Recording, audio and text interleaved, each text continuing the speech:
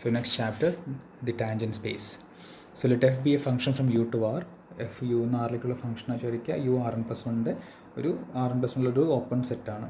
Not let C belong to R. C ആറിലെ ഒരു real നമ്പറാണ് സി. ഓക്കെ എന്ന് പറഞ്ഞാൽ അതിൻ്റെ റേഞ്ച് സ്പേസിൽ ഒരാളാണ് സി എന്ന് പറഞ്ഞ ഒരു റിയൽ നമ്പർ എടുത്തിട്ടുണ്ട്. സച്ച് ദാറ്റ് ഇനി സീനെ എങ്ങനെ നമ്മൾ ചൂസ് ചെയ്യുന്നത് പ്രത്യേകം പറഞ്ഞിട്ടുണ്ട്. F inverse of C non empty ആവണം. അപ്പോൾ rn plus 1 ഒരു ഓപ്പൺ സെറ്റിൽ നിന്ന് ആറിലോട്ടൊരു ഫംഗ്ഷൻ പോകുന്നുണ്ട്. ആ എഫിൻ്റെ ഇമേജ് സെറ്റിൽ നിന്ന് ഒരു റിയൽ നമ്പർ എടുക്കുന്നു. ആ റിയൽ നമ്പർ എങ്ങനെ എടുക്കണേ?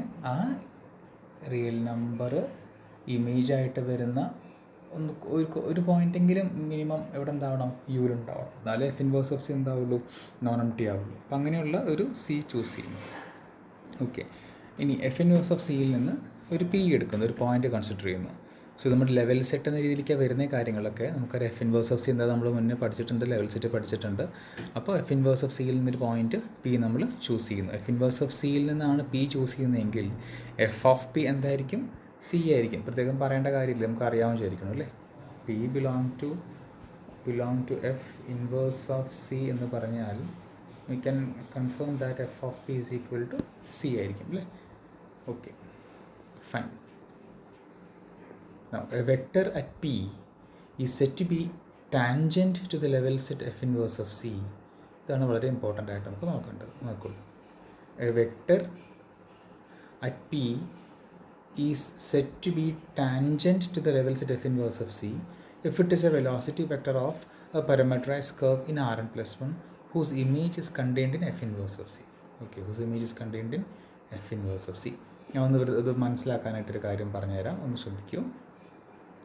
ഓക്കെ, സപ്പോസ് നമ്മുടെ യു എന്ന് പറയുന്നത് rn plus 1 അല്ലേ. rn plus 1 ഓപ്പൺ സെറ്റാണ്. ഓക്കെ, ഒരു കോഴിമുട്ട പോലെയുള്ള ഒരു R3 ആണല്ലോ കോഴിമുട്ട കാണാം. അതിൽ നിന്ന് ആറിലേക്കുള്ളൊരു ഫംഗ്ഷനാണ് വിചാരിക്കുക എഫ്. അപ്പോൾ ആറിലേക്കുള്ള ഫംഗ്ഷൻ, അപ്പോൾ R3 നിന്ന് ആറിലേക്കുള്ളൊരു ഫംഗ്ഷനാണ് എഫ്. ഓക്കെ, നമ്മൾ എന്ത് ചെയ്തു? ഒരു റിയൽ നമ്പർ ചൂസ് ചെയ്തു ആറിൽ നിന്ന്, ഒരു സി ചൂസ് ചെയ്തു അല്ലേ. സി ബിലോങ് ടു ആർ എടുത്തു. Such that F inverse of C നമുക്ക് എന്ത് കിട്ടണം? ഈ കോഴിമുട്ട കിട്ടണം. അങ്ങനെയാണ് എടുത്തിരിക്കുന്നത് കേട്ടോ. അപ്പോൾ ഇത് നമ്മുടെ ഡൊമൈൻ എന്ന് പറഞ്ഞാൽ യു ഇതാണ്, കോഴിമുട്ടയാണ്. ഓക്കെ, അപ്പോൾ ഇനി വെക്റ്റർ അറ്റ് പി, നമ്മൾ കോഴിമുട്ടയുടെ പുറത്തൊരു പോയിന്റ് പി ചൂസ് ചെയ്യണം. ഒരു പോയിന്റ് പി എടുത്തോളൂ. ഒരു കോഴിമുട്ടയുടെ മുകളിൽ ഒരു 3 ഡയമെൻഷൻ ഒബ്ജക്റ്റാണ്, ഇതിൻ്റെ പുറത്തൊരു പോയിന്റ് പി നമ്മൾ ചൂസ് ചെയ്തിട്ടുണ്ട്. ഓക്കെ, ഈ പോയിന്റിലെ ഒരു വെക്റ്റർ, സപ്പോസ് ഇങ്ങനെ ഒരു വെക്റ്റർ എടുത്തോളൂ. Suppose let this B A vector. So a vector at P is said to be tangent to the level set F inverse of C. So ഈ F inverse of C എന്ന് പറഞ്ഞാൽ നമ്മുടെ കോഴിമുട്ടയാണ്. അപ്പോൾ ഈ കോഴിമുട്ടയ്ക്ക് ഒരു ടാൻജൻറ്റ് വെക്റ്റർ ആണ് നമ്മൾ വരച്ച ആ വെക്റ്റർ.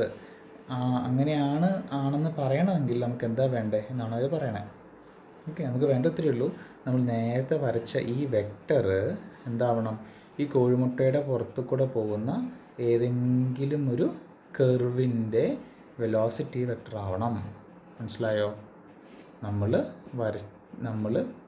ഇവിടെ ഒരു കോഴിമുട്ട പോലെ ഒരു ഉരുണ്ട സാധനം എടുത്തിട്ടുണ്ട്. ഓക്കെ, ഒരു ഉരുണ്ട സാധനം എടുത്തിട്ടുണ്ട്. ഓക്കെ, അതിൻ്റെ ഒരു പോയിൻ്റ് പി എടുത്തിട്ടുണ്ട്. ആ പോയിൻ്റ് പിയിൽ നമ്മളൊരു വെക്റ്റർ വരച്ചിട്ടുണ്ട്. ഈ വെക്റ്റർ ഈ കോഴിമുട്ടയുടെ ഒരു ടാൻജൻറ്റ് വെക്റ്ററാണെന്ന് പറയണമെങ്കിൽ നമുക്ക് എന്താ വേണ്ടേ?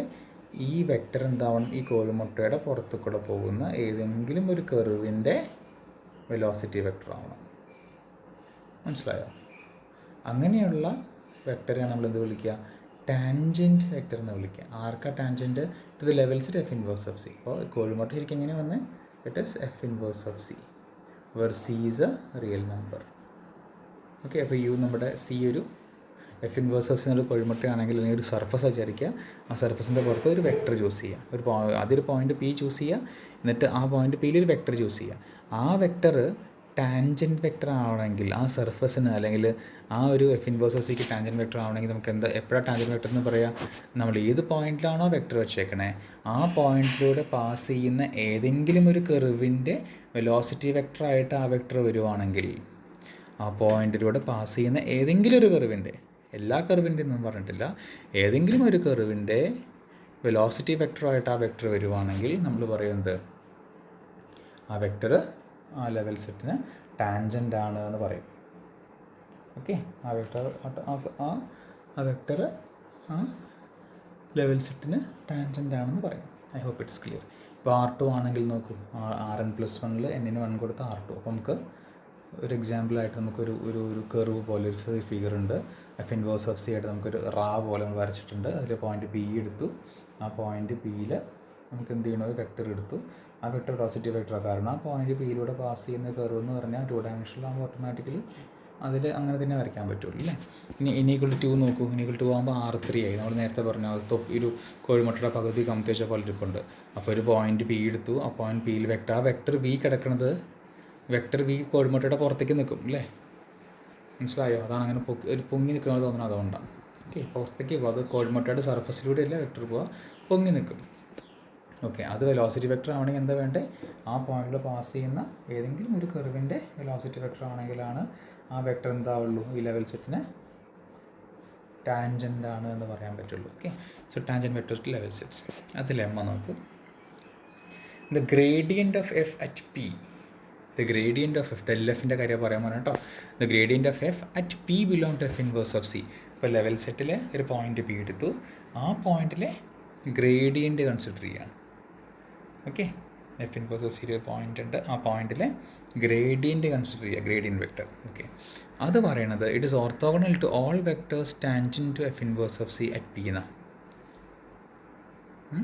It is orthogonal to all vectors tangent to F inverse of C at P. അപ്പോൾ എഫ് ഇൻവേഴ്സ് ഓഫ് സിക്ക് പി എന്നുള്ള പോയിന്റിൽ ടാൻജൻ്റ് ആയിട്ടുള്ള എല്ലാ വെക്ടേഴ്സിനോടും പെർപെൻഡിക്കുലർ ആയിരിക്കും ഗ്രേഡിയൻ്റ് വെക്ടർ എന്നാണ് പറയുന്നത്. അപ്പോൾ ഒരു പോയിന്റിൽ എത്ര ടാൻജൻ്റ് വെക്ടർ വരയ്ക്കാൻ പറ്റുന്നതാണ് നമുക്ക് അടുത്ത് ചിന്തിക്കേണ്ടത്.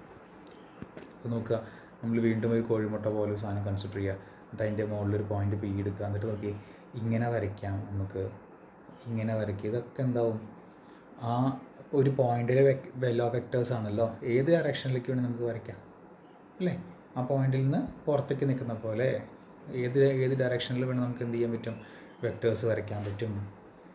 ആ വെക്ടേഴ്സൊക്കെ എന്താവും, നമുക്ക് ടാൻജൻറ്റ് വെക്ടർ ആണെന്ന് വരയ്ക്കാൻ പറ്റില്ലേ, ശരിയല്ലേ. ഒന്നും വേണ്ട, R2 നമ്മൾ വരയ്ക്കുകയാണെങ്കിൽ R2 നമുക്ക് ഒരു കർവ് ഉണ്ടെങ്കിൽ ഒരു പോയിന്റിൽ നമുക്ക് ഇങ്ങനെയും വരയ്ക്കാം, ഇങ്ങനെയും വരയ്ക്കാം, രണ്ടെണ്ണം വരയ്ക്കാം. R3 ആകുമ്പോൾ എല്ലാ ഡയറക്ഷനിലേക്കും വരയ്ക്കാമല്ലോ.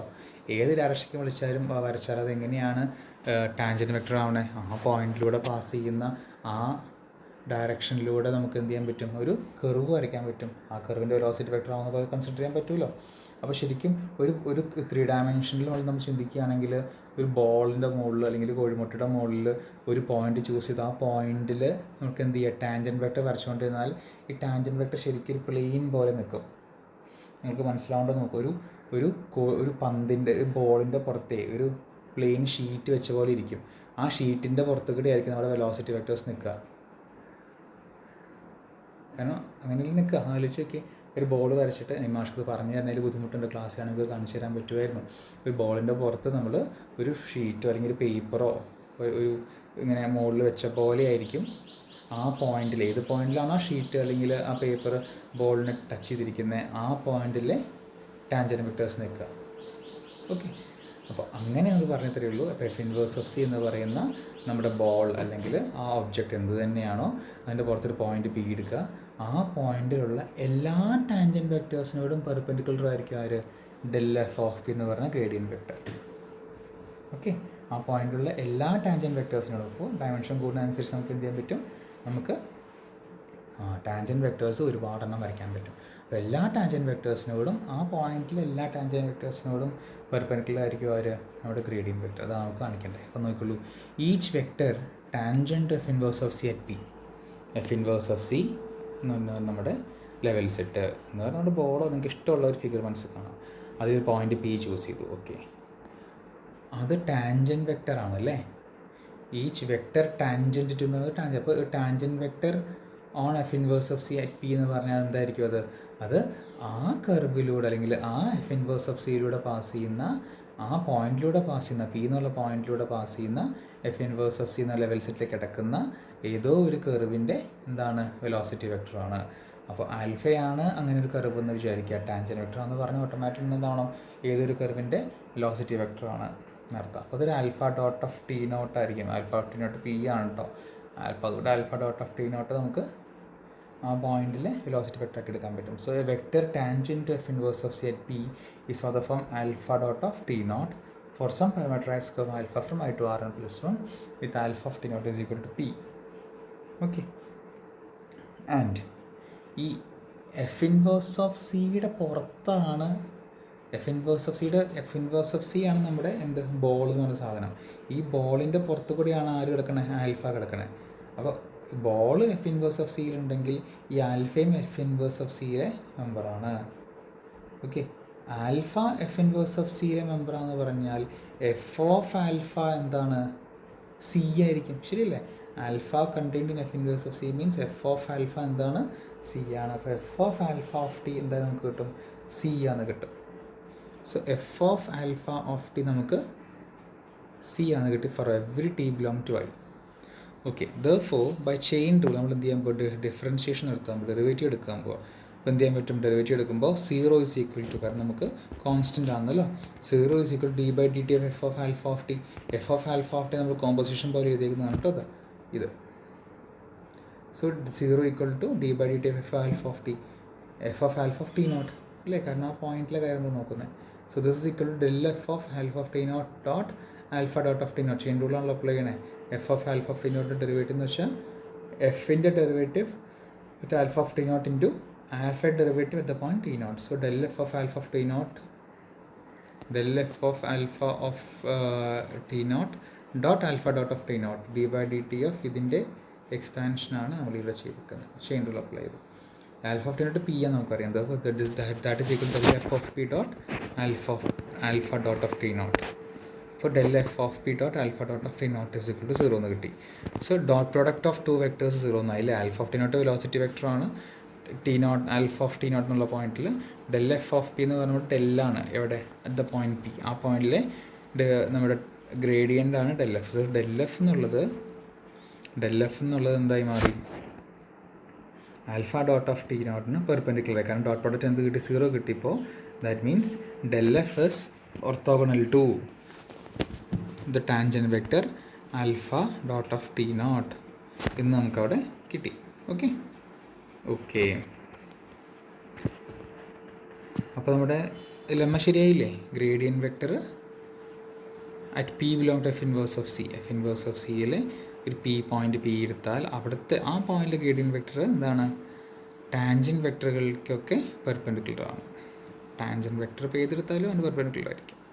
ഓക്കെ, അപ്പോൾ എത്ര ടാൻജൻറ്റ് വെക്ടർ ഉണ്ടോ എല്ലാത്തിനോടും ഡെൽ എഫ് ഓഫ് പി എന്തായിരിക്കും? പെർപെൻഡിക്കുലർ ആയിരിക്കും. അപ്പോൾ Rn+1 നമുക്ക് എന്തുണ്ട്? ഓക്കെ, R3 നമ്മൾ ബോൾ എടുത്തിട്ട് ആ ബോളിൻ്റെ പുറത്ത് ഒരു പോയിൻ്റ് എടുത്ത് ആ പോയിൻറ്റിലെ ടാൻജൻറ്റ് വെക്ടേഴ്സ് എടുത്ത് നമുക്ക് എന്താ കിട്ടുക? ഒരു പ്ലെയിൻ കിട്ടും അല്ലേ?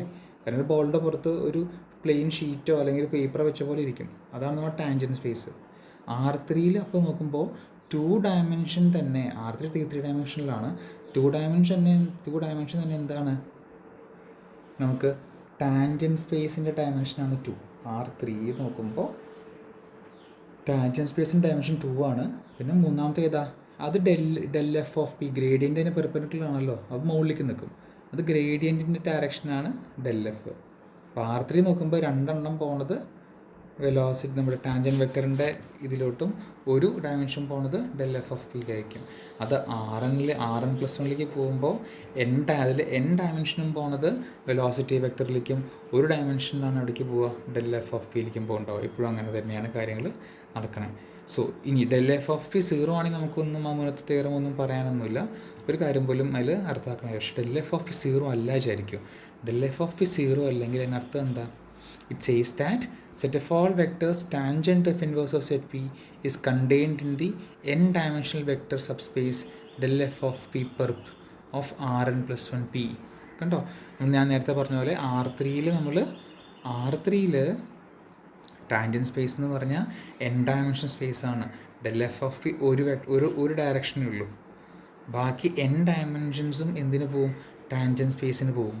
അപ്പോൾ R3 നമുക്കറിയാം എക്സ് ആക്സിസും വൈ ആക്സിസും സെഡ് ആക്സിസും ഉണ്ടെങ്കിൽ എക്സ് ആക്സിസും വൈ ആക്സിസിലും വൈ ആക്സിസിലായി കിടക്കുന്ന എല്ലാ വെക്ടേഴ്സുമാണ് നമ്മൾ ടാൻജൻറ്റ് വെക്ടേഴ്സ് നടക്കുന്നത്.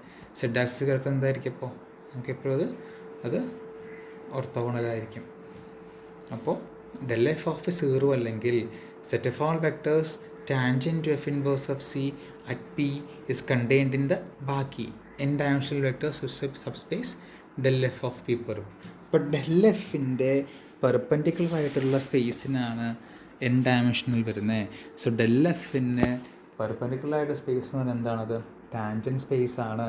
So del f of p perp എന്ന് പറഞ്ഞാൽ അത് ടാൻജൻറ്റ് സ്പേസ് ആണെന്നുള്ള കാര്യം മനസ്സിലാക്കുക. അപ്പോൾ del f of pക്ക് ഒരു ഡയമെൻഷനും del f of p പെർപ്പിന് n ഡയമെൻഷനുമാണ്. എന്ന് പറഞ്ഞാൽ ടാൻജൻറ്റ് സ്പേസ് n ഡയമെൻഷനാണ്. അത് ഉദാഹരണം നമുക്ക് മനസ്സിലാക്കാനായിട്ട് R3ൽ നമ്മൾ ഒരു ബോളോ അല്ലെങ്കിൽ ഒരു സർഫസോ എടുത്തിട്ട് ഒരു പോയിന്റിൽ ടാൻജൻറ്റ് സ്പേസ് എടുത്താൽ അത് R2 ഡയമെൻഷനിലാണെന്ന് മനസ്സിലാക്കാൻ പറ്റും. ഓക്കെ. ഇനി ഒരു പോയിന്റ് Rn+1 ഒരു പോയിന്റ് എടുക്കുക. ആ പോയിന്റിൽ del f of p non zero ആണെങ്കിൽ നമ്മൾ എന്ത് വിളിക്കും? റെഗുലർ പോയിന്റ് ഓഫ് എഫ് എന്ന് വിളിക്കാം. Okay, A point p belong to Rn+1 such that del f of p non-zero is called a regular point of f. Okay, fine. അടുത്തൊരു theorem നോക്കൂ. Let u be an open set in Rn+1 and f from u to r be smooth. വളരെ important തിയറമാണ് കേട്ടോ. u ഒരു open സെറ്റാണ് Rn+1, f from u to r ഒരു smooth ഫംഗ്ഷനാണ്. Okay, ഇനി P യുവിനകത്തൊരു പോയിൻ്റാണ്. Let P belong to U be a regular point of ഒരു റെഗുലർ പോയിൻ്റാണ്. യു ഓപ്പൺ സെറ്റാണ്. യുവിൽ നിന്ന് ആറിലേക്ക് ഒരു ഫംഗ്ഷൻ ഉണ്ട്, അത് സ്മൂത്ത് ഫംഗ്ഷനാണ്. പി എന്നുള്ളത് യുവിലൊരു റെഗുലർ പോയിൻ്റാണ്. So del f of p അവിടെ നോൺ സീറോ ആണ്, കാര്യം നമുക്ക് വ്യക്തമായി. ഇനി C equal to F of P ആണ്. And let C equal to F of P. F of P എന്ന് പറഞ്ഞാൽ പി യുവിലെ പോയിൻ്റാണ്. എഫ് ഓഫ് പി നമുക്ക് എന്ത് ചെയ്യാം? ഒരു സി വാല്യൂ, സി എന്നുള്ള വാല്യൂ കൊടുക്കാം. അങ്ങനെയാണെങ്കിൽ the set of all vectors tangent to F inverse of set P is equal to del f of p perp എന്ന് കാണിക്കണം. ഇത്രയും കണ്ടീഷനൊക്കെ ഉണ്ടെങ്കിൽ നമുക്ക് എന്ത് കാണിക്കണം? എഫ് പി എന്നുള്ള പോയിന്റിൽ എല്ലാ ടാൻജൻറ്റ് വെക്ടേഴ്സും പി എന്നുള്ള പോയിന്റിൽ എല്ലാ ടാൻജൻറ്റ് വെക്ടേഴ്സും del f of pക്ക് പെർപെൻഡിക്കുലർ ആണെന്ന് കാണിക്കണം. That is equal to del f of p പെർപ്പെന്ന് കാണിക്കണം. പി എന്നുള്ള പോയിന്റിൽ എല്ലാ ടാൻജൻറ്റ് വെക്ടേഴ്സും del f of pക്ക് പെർപെൻഡിക്കുലർ കാണിക്കണം. സോ രണ്ട് കാര്യം കാണിക്കണ്ടേ. ഒന്നാമത്തെ കാര്യം, ഒരു ടാൻജൻറ്റ് വെക്ടർ എടുത്താൽ അത് del f of pക്ക് പെർപെൻഡിക്കുലർ ആണെന്ന് കിട്ടും. അപ്പോൾ അതിനൊരു tangent vector dot del f of p 0 എന്ന് കിട്ടി. അടുത്തത് del f of p പെർപ്പിലെ ഒരു വെക്ടർ എടുത്താൽ del f of pയുടെ പെർപെൻഡിക്കുലർ സ്പേസിൽ ഒരു വെക്ടർ എടുത്താൽ അതൊരു ടാൻജൻറ്റ് വെക്ടർ ആണെന്ന് കാണിക്കണം. സോ ടാൻജൻറ്റ് വെക്ടർ എടുത്താൽ ആ del f of pക്ക് ആയിട്ട് പെർപെൻഡിക്കുലർ ആണെന്നും കാണിക്കണം. പിന്നെ del f of p പെർപ്പെന്ന് ഒരു വെക്ടർ എടുത്താൽ അത് നമ്മുടെ ഒരു ടാൻജൻറ്റ് വെക്ടർ ആണെന്ന് കാണിക്കണം. എന്നാലേ രണ്ട് സെയിം ആവുള്ളൂ. ഓക്കെ, സോ നമുക്ക് കാണിക്കേണ്ടത് set of all vectors tangent of inverse of set P is equal to del f of p perp എന്ന് കാണിക്കണം. del f of p perp means del fന് പെർപെൻഡിക്കുലർ ആയിട്ടുള്ള സ്പേസ് എന്നർത്ഥം. ഓക്കെ, അപ്പോൾ del f of p പെർപ്പിൽ ഒരു vector എടുത്ത് del f ആയിട്ട് നിങ്ങൾ ഡോട്ട് പ്രൊഡക്റ്റ് ചെയ്താൽ you will get 0. Okay, so every vector tangent of inverse of set P, F inverse of സിക്ക് പി എന്നുള്ള പോയിന്റിൽ ടാൻജൻ്റ് ആയിട്ട് വരുന്ന ഏതൊരു വെക്ടർ എടുത്താലും എഫ് ഇൻവേഴ്സ് ഓഫ് സിക്ക് ടാൻജൻ്റ് ആയിട്ട് വരുന്ന പി എന്നുള്ള പോയിന്റിൽ എഫ് ഇൻവേഴ്സ് ഓഫ് സിക്ക് ടാൻജൻ്റ് ആയിട്ട് വരുന്ന ഏതൊരു വെക്ടറും എവിടെ ഉണ്ടാവും? del f of p പെർപ്പിലുണ്ടാവും. കാരണം അത് dot del f of p നമുക്ക് 0 ആണ് നമ്മൾ തൊട്ട് മുന്നത്തെ ലെമയിൽ ചെയ്ത് കണ്ടോ. ഈ ലെമയിൽ പറഞ്ഞ പ്രകാരം നമുക്ക് എന്ത് ഉറപ്പിക്കാൻ പറ്റും? എവറി ടാൻജൻറ്റ് വെക്ടർ, ഏതൊരു tangent vector contained del f of p പെർപ്പിൽ ഏത് ടാൻജൻറ്റ് വെക്ടർ എടുത്താലും അത് del f of pക്ക് പെർപെൻഡിക്കുലർ ആണെന്ന് നമ്മൾ മുന്നേ പ്രൂവ് ചെയ്തു. അപ്പോൾ അത് ആ ഒരു ഭാഗം നമുക്ക് കഴിഞ്ഞു. ഓക്കെ, നമുക്ക് എന്ത് വേണം? del f of p പെർപ്പെന്നൊരു വെക്ടർ എടുത്താൽ അതൊരു ടാൻജൻറ്റ് വെക്ടർ ആണ് കിട്ടണം. അതാണ് നമ്മുടെ ആവശ്യം. Okay, so now it suffices to show that if v equal to pv belong to del f of p perp, del f of p perp എന്നൊരു vector p എടുത്താൽ, p എന്നുള്ള പോയിന്റിൽ v എന്നുള്ള വെക്ടർ എടുത്തു കഴിഞ്ഞാൽ അത് നമുക്ക് എന്ത് കാണിക്കണം? b is equal to alpha dot of 0 for some parameters of alpha with image alpha contained f inverse of c. ഇത് അങ്ങനെ ഒരു വെക്ടർ എടുത്തു കഴിഞ്ഞാൽ ആ വെക്ടർ വെലോസിറ്റി വെക്ടർ ആവുന്ന രീതിയിൽ ഒരു പാരാമീറ്ററൈസ് കർവ് ഉണ്ട് എന്ന് കാണിക്കണം. എവിടെ? എഫ് ഇൻവേഴ്സ് ഓഫ് സിയിൽ. ഓക്കെ, അത് നമുക്ക് കാണിക്കേണ്ടത്. സോ അങ്ങനെ ഒരു ആൽഫേനെ കൺസ്ട്രക്ട് ചെയ്യണം. Okay, so del f of p പെർപ്പെന്നാണ് നമ്മൾ വെക്ടർ എടുക്കുന്നത്. del f of p പെർപ്പെന്ന് എടുത്താൽ അത് നമുക്ക് വെലോസിറ്റി വെക്ടർ ആവുന്ന രീതിയിൽ ഒരു പാരാമെട്രൈസ് കർവ് ഉണ്ടാവണം എഫ് ഇൻവേഴ്സ് ഓഫ് സിയിൽ. നമുക്ക് ആവശ്യം അതാണ്. സോ അങ്ങനെ ഒരു ആൽഫ നമ്മൾ കൺസ്ട്രക്ട് ചെയ്യാൻ പോവാണ്. ഓക്കെ, സോ ഒരു കോൺസ്റ്റൻറ്റ് വെക്ടർ ഫീൽഡ് കൺസിഡർ ചെയ്യും. എന്താണ് കോൺസ്റ്റൻറ്റ് വെക്ടർ ഫീൽഡ് എന്ന് പറഞ്ഞാൽ എല്ലാ പോയിന്റിലും യു എന്നുള്ള സ്പേസിലെ എല്ലാ പോയിന്റിലും ഒരേ വെക്ടർ, എല്ലാ പോയിന്റിലും ഒരേ vector. So constant vector field U consider ചെയ്യുക defined by X of Q is equal to Q V. Okay, അപ്പോൾ ഏതൊരു പോയിന്റ് ക്യൂ എടുത്താലും അവിടെ ഏതാണ് നമ്മുടെ കോൺസ്റ്റൻറ്റ് വെക്ടർ ഫീൽഡായിട്ടുള്ള വി അങ്ങ് വരച്ച് വയ്ക്കുക. ഇതാണ് നമ്മൾ ഒരു വെക്ടർ ഫീൽഡ് നമ്മൾ ഡിഫൈൻ ചെയ്തിരിക്കണേ. നമ്മുടെ ആവശ്യം എന്താ, നമുക്ക് ഒരു പാരാമെട്രൈസ് കർവ് ഉണ്ടാക്കിയെടുക്കണം സച്ച് ദാറ്റ് ആ പാരാമെട്രൈസ് കർവിൻ്റെ ഒരു ടാൻജൻറ്റ് വെക്ടർ ആയിരിക്കണം ആര്, വി എന്ന് പറയുന്ന നമ്മുടെ വെക്ടർ. അങ്ങനെ ഒരു പാരാമെട്രൈസ് കർവ് ഉണ്ടാക്കാൻ നമ്മുടെ ഉദ്ദേശം. അപ്പോൾ ആദ്യം നമ്മളെടുത്തത് വെക്ടർ ഫീൽഡ് കൺസിഡർ ചെയ്തു. ക്യൂ വി എന്നാണ് പേര്, എല്ലാ പോയിന്റിലും വി എന്നുള്ള വെക്ടർ.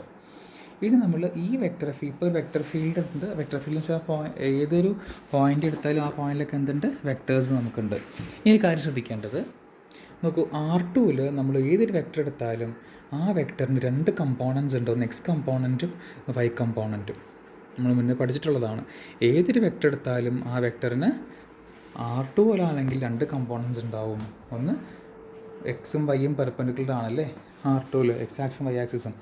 അങ്ങനെയുള്ള ആ ഒരു R2-ൽ നിന്ന് ഏതൊരു വെക്ടർ എടുത്താലും അതിൻ്റെ കറസ്പോണ്ടിങ് ആക്സിസുകൾക്ക് കറസ്പോണ്ടിങ് ആയിട്ട് നമുക്ക് എന്തുണ്ടാവും, കമ്പോണൻസ് ഉണ്ടാവും. അപ്പോൾ അങ്ങനെയാണെങ്കിൽ R3-ൽ എക്സും വൈയും സെഡും 3 ആക്സിസുകളുണ്ടെങ്കിൽ R3-ലെ ഒരു വെക്ടറിന് 3 കമ്പോണൻ്റ് ഉണ്ടാവും, എക്സ് കമ്പോണൻറ്റും വൈ കമ്പോണൻറ്റും സെഡ് കമ്പോണൻറ്റും. ഇത് മൂന്നും മ്യൂച്വലി എന്തായിരിക്കും, പെർപെൻഡിക്കുലർ ആയിരിക്കും. ഈ മൂന്നിൻ്റെയും സമ്മായിരിക്കും ആര്, നമ്മുടെ വെക്ടർ. അങ്ങനെയാണ് ഇപ്പോൾ നമ്മുടെ എക്സ് ഓഫ് പി എന്ന് പറയുന്ന, അല്ലെങ്കിൽ എക്സ് ഓഫ് ക്യൂ എന്ന് പറഞ്ഞ ഒരു വെക്ടർ ഉണ്ട്, യുവിലാണ് അത് പറഞ്ഞിരിക്കുന്നത്. അതൊരു Rn+1-ലാണ് അപ്പോൾ വെക്ടർ നിൽക്കണേ. മൊത്തം Rn+1-ലൊരു വെക്ടറിന് എത്ര കമ്പോണൻസ് ഉണ്ടാവും, Rn+1 കമ്പോണൻസ് ഉണ്ടാവും. എല്ലാ കമ്പോണൻറ്റും മ്യൂച്വലി എന്തായിരിക്കും, പെർപെൻഡിക്കുലർ ആയിരിക്കും. അപ്പോൾ നമ്മൾ ചെയ്യാൻ പോണത്, ഇപ്പോൾ യു എന്നുള്ള നമ്മുടെ സ്ഥലത്ത് നമ്മളൊരു വെക്ടർ ഫീൽഡ് എക്സ് ഡിഫൈൻ ചെയ്തിട്ടുണ്ട്. എല്ലാ പോയിൻറ്റും നമുക്കൊരു വെക്ടേഴ്സ് ഉണ്ട്.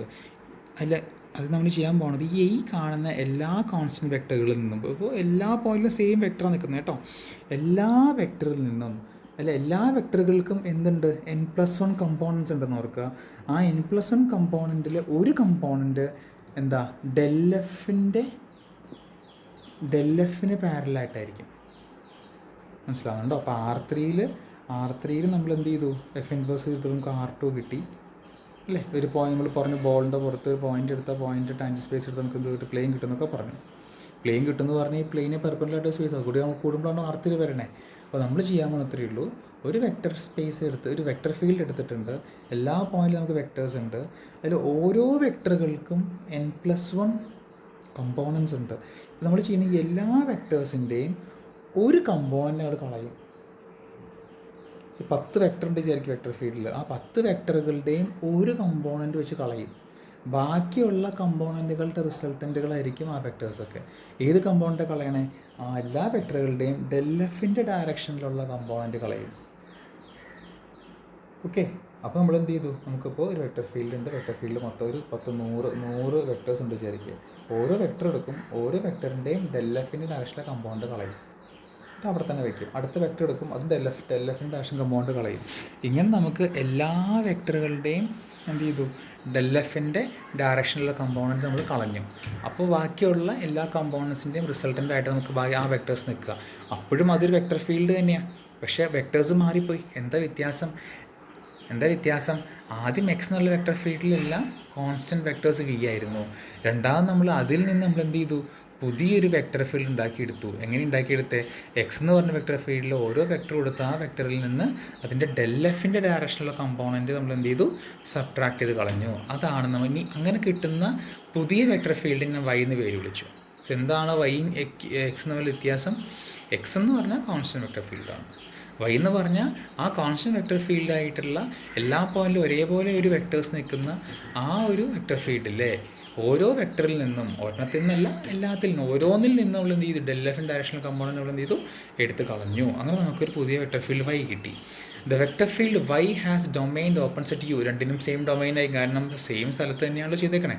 പക്ഷേ ഒരു കാര്യം ശ്രദ്ധിക്കുക, ഈ വൈ ഓഫ് ക്യൂ ഡിഫൈൻ ചെയ്യാൻ നേരത്ത് നമുക്ക് നോക്കിക്കേ, ഇങ്ങനെ ഒരു ടേം ഡിനോമിനേറ്ററിൽ വരുന്നുണ്ട് അല്ലേ, del F of Q square ഡിനോമിനേറ്ററിൽ വരുന്നത്. ഇതാണ് നമ്മൾ എന്ത് ചെയ്യണേ, ഡെൽ എഫിൻ്റെ കമ്പോണൻറ്റ് സബ്ട്രാക്ട് ചെയ്തിട്ടുള്ള ഒരു ഫോർമുലയാണത്.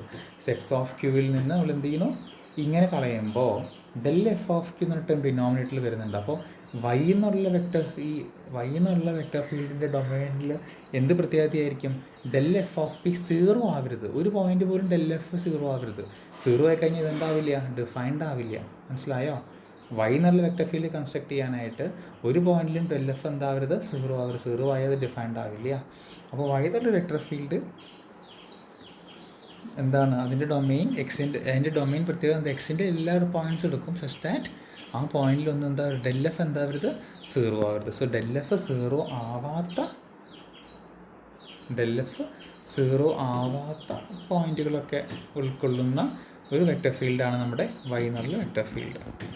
ഓക്കെ, ഇനി പി ഒരു റെഗുലർ പോയിന്റ് നമുക്ക് തന്നിട്ടുണ്ട് അല്ലേ. P is a regular point.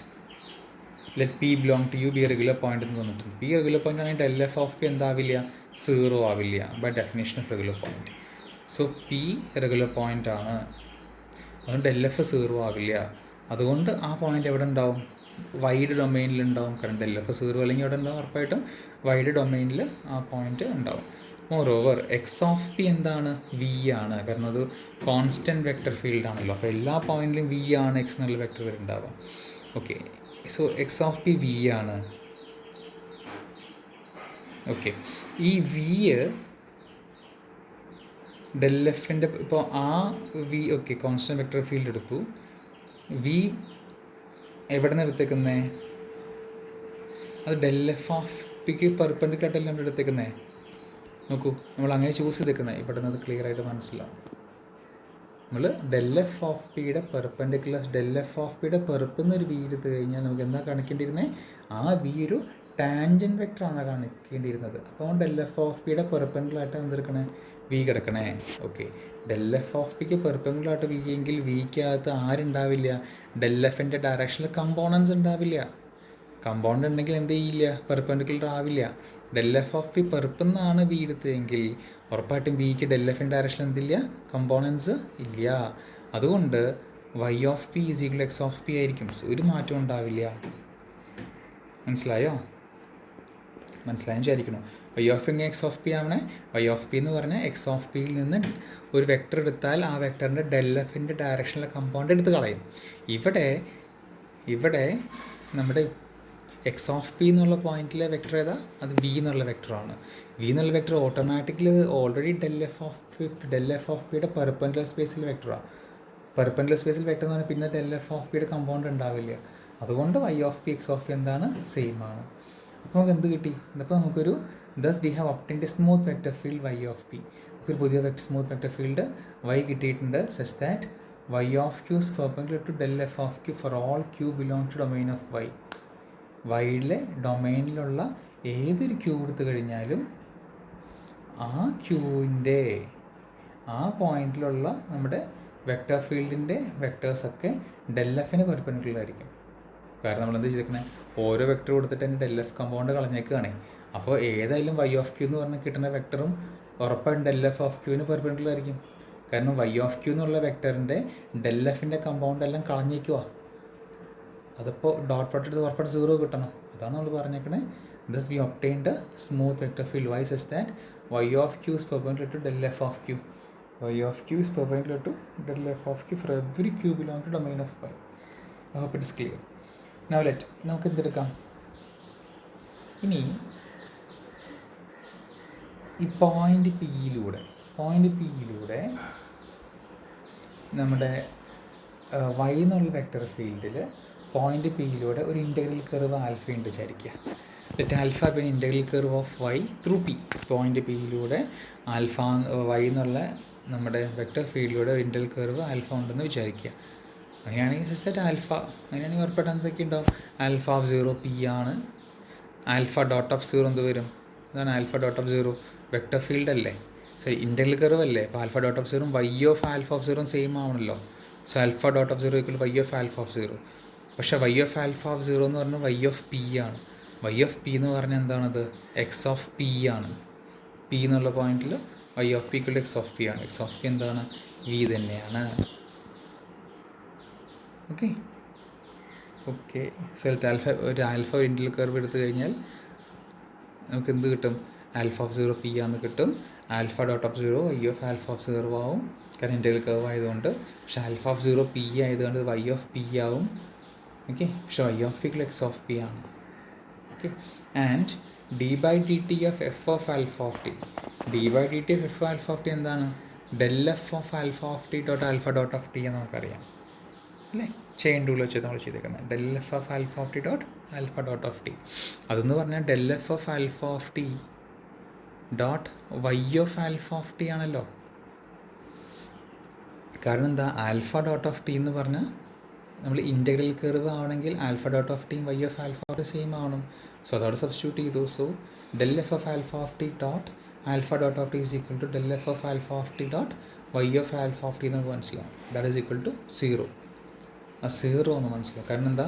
Y is always perpendicular to del F.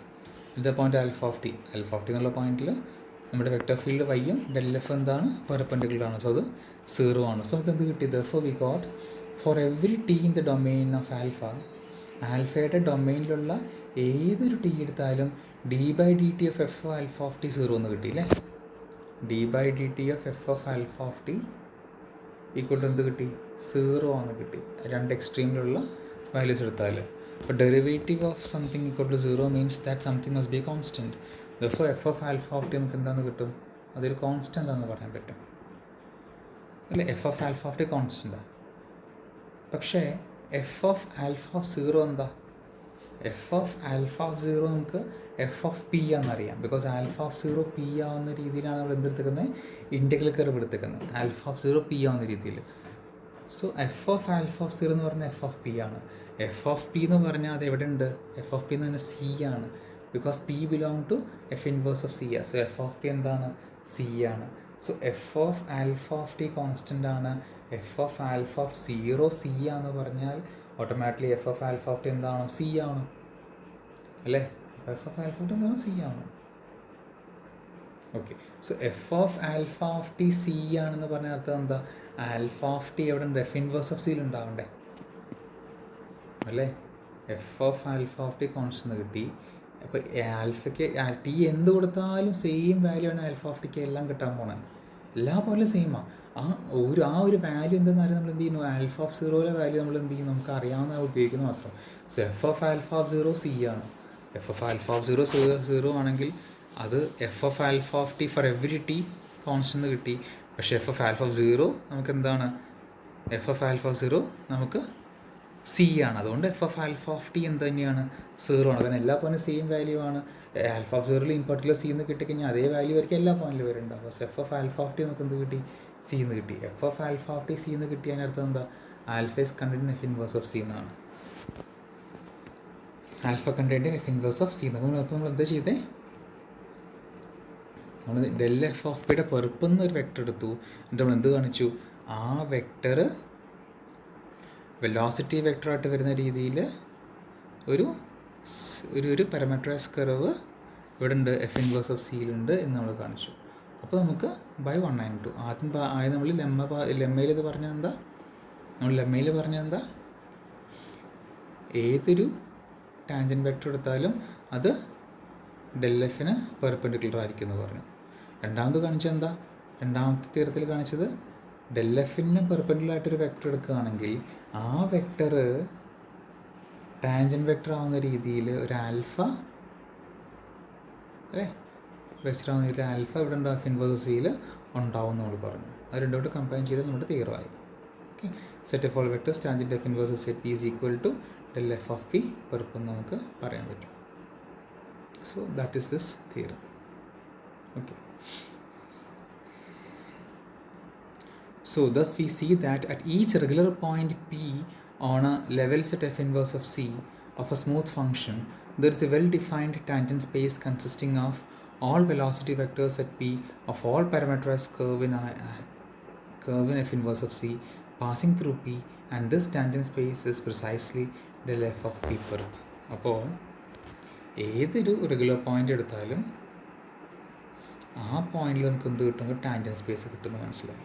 ആ ടാൻജൻറ്റ് സ്പേസ് ശരിക്കും എന്താണത്? del f of pക്ക് പെർപെൻഡിക്കുലർ ആയിട്ടുള്ള ടാൻജൻറ്റ് സ്പേസ് ആണ്. del f of p dimension 1 ആണെങ്കിൽ എപ്പോഴും ആണത് ഒരു single dimension del f of p. ബാക്കിയൊക്കെ അതിനെന്തായിരിക്കും? പെർപെൻഡിക്കുലർ ആയിരിക്കും. ഏത് ബാക്കിയൊന്നൊക്കെ എല്ലാം എന്താ? ടാൻജൻറ്റ് സ്പേസ് ആണ്. അതാണ് നമ്മൾ നേരത്തെ പറഞ്ഞത്. R3 R2ൽ നിന്ന് R3 നമ്മൾ ഒരു ബോൾ എടുക്കുക. R3 ആണ് ഡയമെൻഷൻ എങ്കിൽ അതിൽ ഒരെണ്ണം 3 ഡയമെൻഷൻ സ്പേസിലാണെങ്കിൽ ഒരെണ്ണം del f ആയിരിക്കും, ബാക്കി രണ്ടെണ്ണം എന്തായിരിക്കും? ടാൻജൻറ്റ് സ്പേസിൻ്റെ ഡയമെൻഷൻ ആയിരിക്കും. അപ്പോൾ n+1 ആണെങ്കിൽ ടാൻജൻറ്റ് സ്പേസ് n ഡയമെൻഷനും അതിൽ ബാക്കി 1 del f ഓഫിൻ്റെ ഡയറക്ഷൻ ആയിരിക്കും. അപ്പോൾ നമുക്ക് ഈ ഒരു റിസൾട്ട് നമ്മൾ പ്രൂവ് ചെയ്തു. ഓക്കെ, നമുക്ക് നോട്ട്ബുക്കിലുള്ള ഈ എക്സസൈസുകളൊക്കെ മിക്കതും നോട്ട്ബുക്കിൽ ചെയ്ത് കാണും. അതൊക്കെ ഒന്ന് നോക്കാം. ഓക്കെ.